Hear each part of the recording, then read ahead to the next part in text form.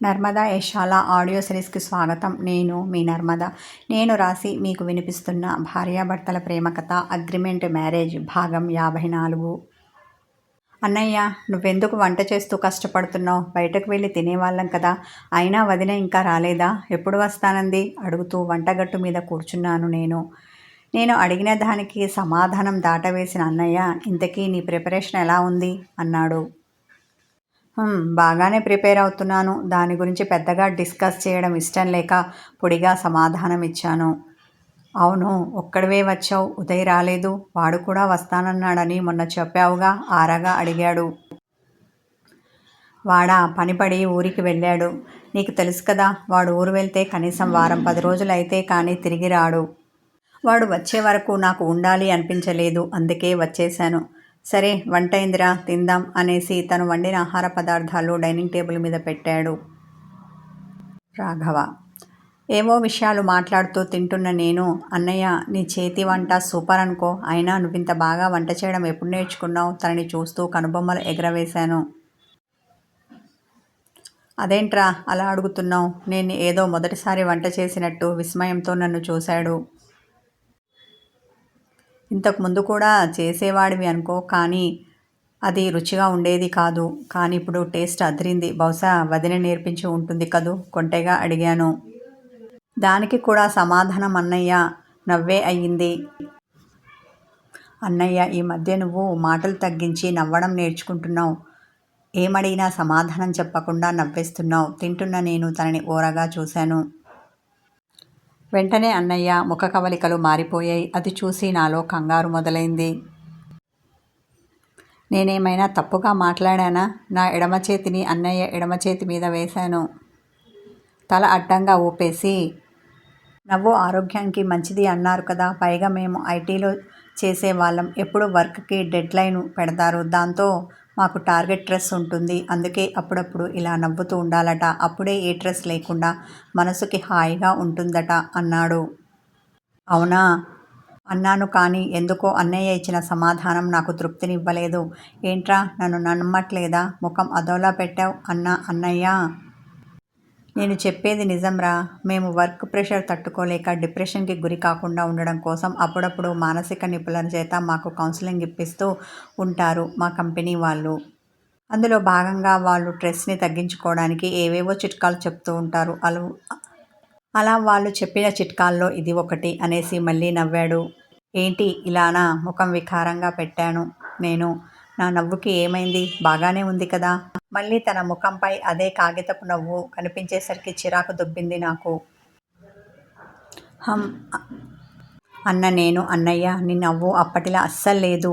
నువ్వు ఇంతకుముందు స్వచ్ఛంగా నవ్వేవాడివి. నువ్వు నవ్వుతుంటే మనసుపై వెన్నెల కురిసినట్టు అనిపించేది. నీ నవ్వు ముఖం చూడగానే నేను ప్రయాణం చేసి వచ్చిన అలసటంతా ఎగిరిపోయేది. ఇప్పుడు అలా లేదు. తెచ్చిపెట్టుకొని నవ్వుతున్నట్టు అనిపిస్తోంది. ప్లీజ్, నా కోసం అలా బలవంతంగా నవ్వకు అన్నయ్య. నీకు మనస్ఫూర్తిగా నవ్వాలి అనిపించినప్పుడు మాత్రమే నవ్వు, నిర్మోహమాటంగా తన ముఖం మీద చెప్పేశాను. అన్నయ్య ఏమనుకున్నాడో కానీ మరింత సాడ్ అయ్యాడు. అన్నయ్య మంచి మూడ్లోకి తేవడం కోసం మా చిన్నప్పటి విషయాలు గుర్తు చేశాను. తనకు కూడా అవన్నీ గుర్తుకు వచ్చి హుషారుగా మారిపోయాడు. అవునురా, నువ్వు చెప్పింది నిజం. అప్పుడు నువ్వు ఇలా అల్లరి చేసేవాడివి. ఇక నేను అంటూ తన చిన్ననాటి జ్ఞాపకాల్లోకి వెళ్ళి ఇంతకుముందు నేను చూసినప్పుడు అన్నయ్య ఎలా ఉండేవాడో అలా మారిపోయాడు. దాంతో నేను హమ్మయ్య అని మనసు తేలిక చేసుకున్నాను. ఆ రాత్రి ఇద్దరం హాల్లోనే చాపలు వేసుకుని పడుకొని బోలెడని కబుర్లు చెప్పుకున్నాం. ఆ కబుర్లలో పడి మధ్యరాత్రి దాటాక నిద్రలోకి జారుకున్నాం. రఘు అన్నయ్య ఎప్పుడు నిద్ర లేచాడో నాకు తెలియదు, కానీ నాకేవేవో మాటలు వినిపిస్తుంటే మెలకువ వచ్చి లేచి కూర్చున్నాను.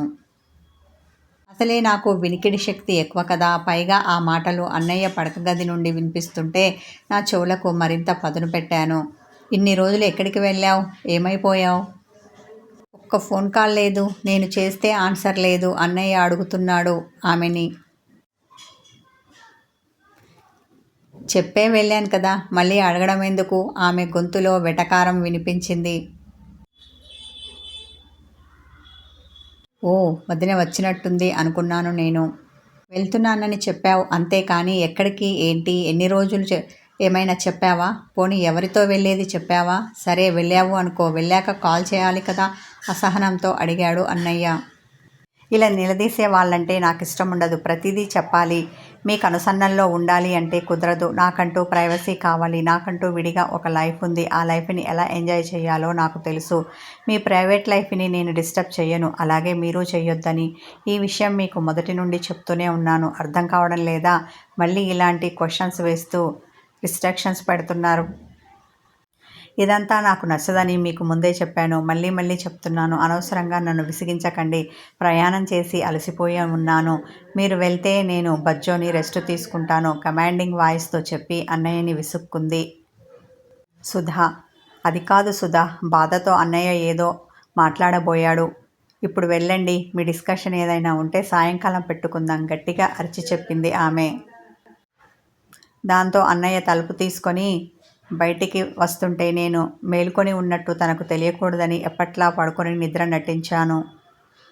అన్నయ్య బయటకు వెళ్ళినట్టున్నారు. వీధి తలుపు చప్పుడు అయింది. నేను లేచి నా గదికి వెళ్ళి ఫ్రెషప్ అయ్యాను. నేను అలా రెడీ అయి వచ్చేసరికి అన్నయ్య వచ్చి ఉన్నారు. నన్ను చూసి ఫ్రెషప్ అయినట్టున్నావు కదా, పద అలా బయటికి వెళ్ళి ఏదైనా టిఫిన్ తినేసి వద్దాం అన్నాడు. అలాగే అని తన వెంట బయటికి నడిచాను. నేను దగ్గరలోనే ఉన్న టిఫిన్ సెంటర్కి వెళ్ళి మా ఇద్దరికి ఇష్టమైన ఇడ్లీ వడ ఆర్డర్ పెట్టుకొని తింటూ కూర్చున్నాం. ఎన్ని రోజులు ఉండాలని వచ్చావు? ఎప్పుడూ లేనిది అన్నయ్య ఇలా అడిగేసరికి ఎందుకో నా మనసు బాధగా అనిపించింది. కానీ అంతలోనే అన్నయ్య ఉద్దేశం అర్థమైంది. భార్యాభర్తలిద్దరూ గొడవ పడేది నాకు తెలియకూడదని ఇలా అని ఉంటారు. నాకు నేను సమాధానం చెప్పుకున్నాను. ఈరోజు నాకు కొంచెం పని ఉంది అన్నయ్య, అది చూసుకొని రేపు ఉదయానికి వెళ్తాను అన్న నేను.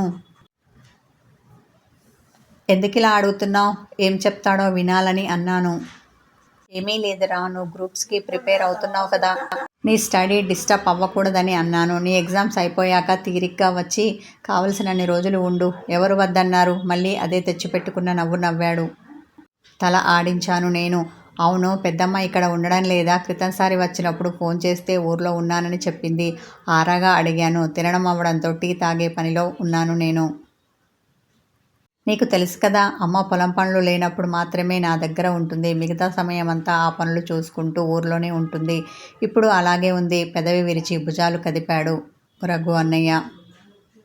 కానీ ఇప్పుడు పొలం పనులేమీ లేవు కదా, అవి ఎప్పుడో అయిపోయాయి. అయినా కానీ పెద్దమ్మ రాలేదు ఎందుకని అనుమానపడ్డాను.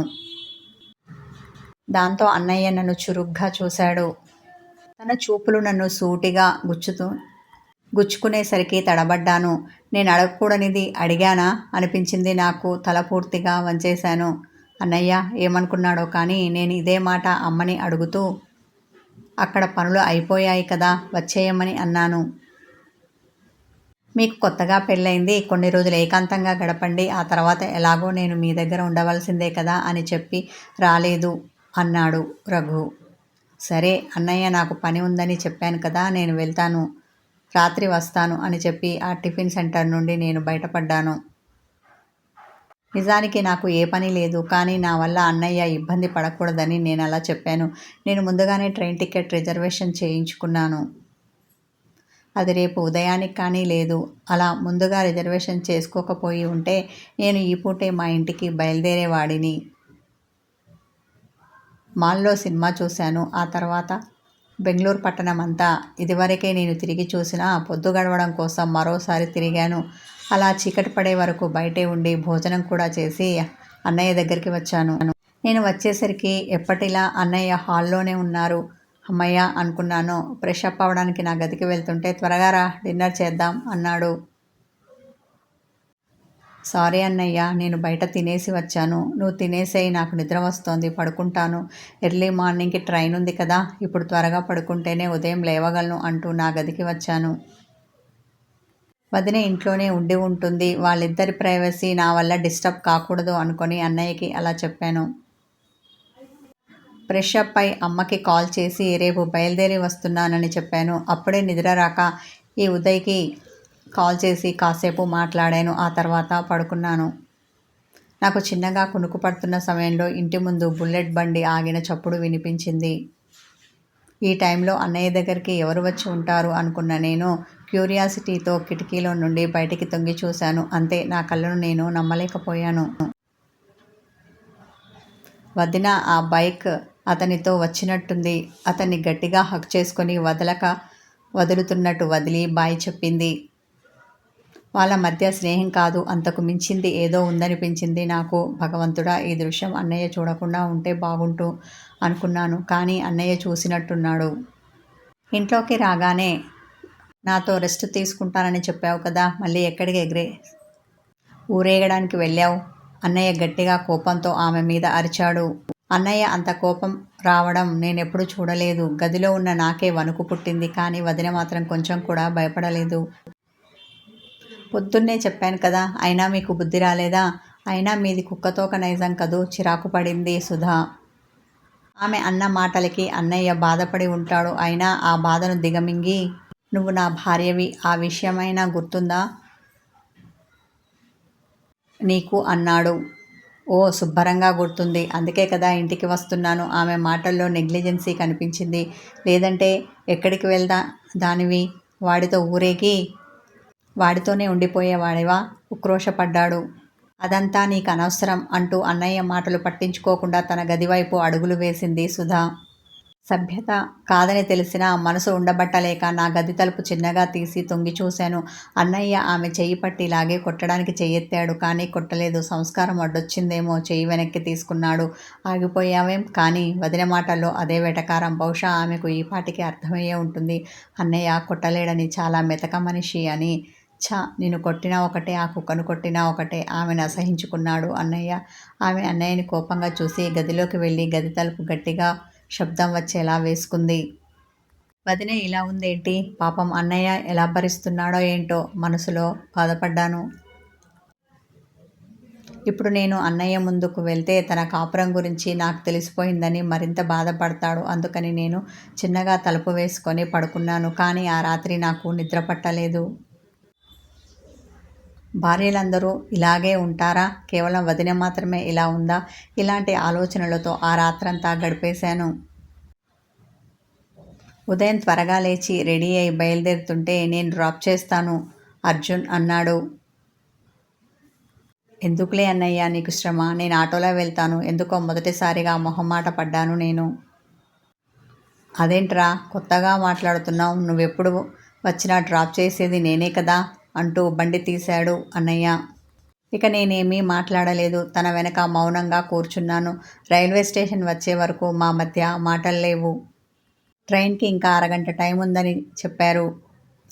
మేము వెయిట్ చేస్తూ కూర్చున్నాం. అన్నయ్య, నువ్వు హ్యాపీనే కదా అన్నాను, ఎలా అడగాలో అర్థం కాక.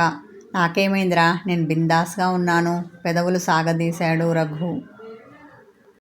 కనీసం తన మనసులోని బాధను మరొకరితో చెప్పుకునే స్థితిలో కూడా లేడు అన్నయ్య అనుకొని భారంగా నిట్టూర్చాను. కథ కొనసాగుతుంది. హాయ్ వ్యూవర్స్, స్టోరీ నచ్చితే లైక్ చేయండి, కామెంట్ చేయండి, హైప్ చేయండి. Thank you.